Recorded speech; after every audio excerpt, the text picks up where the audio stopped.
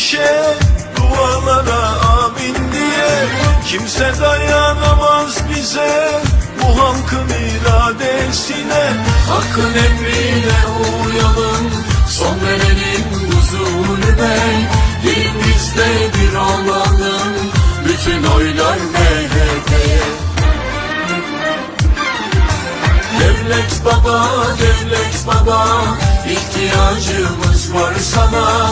Haydi şimdi sandıklara, tek başına iktidara. Devlet baba, devlet baba, ihtiyacımız var sana. Haydi şimdi sandıklara, tek başına iktidara.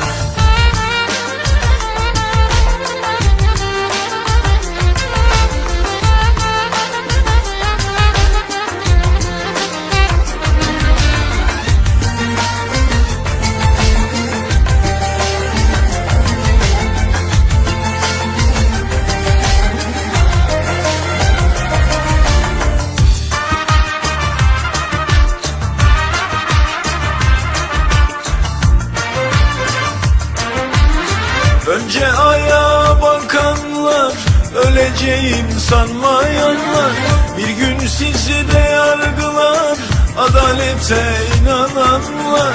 Hakkın emrine uyalım, son verelim bu zulme. Dilimizde bir olalım, bütün oylar MHP'ye. Devlet baba, devlet baba, ihtiyacımız var sana. Haydi şimdi sandıklara, tek başına iktidara. Devlet baba, devlet baba, ihtiyacımız var sana. Haydi şimdi sandıklara, tek başına iktidara.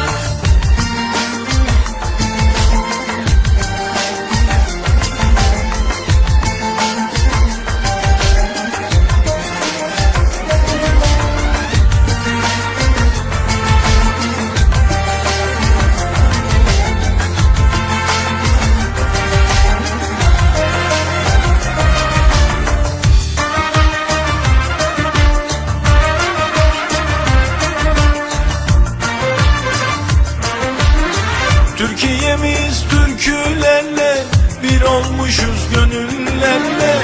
Tüyü bitmemiş yetimin, hakkı kalmaz üstümüzde.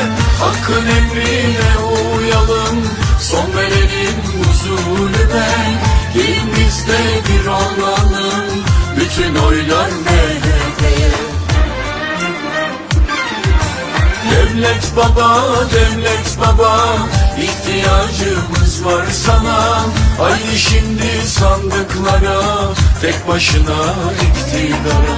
Devlet baba, devlet baba, ihtiyacımız var sana. Haydi şimdi sandıklara, tek başına iktidara. Devlet baba, devlet baba, ihtiyacımız var sana.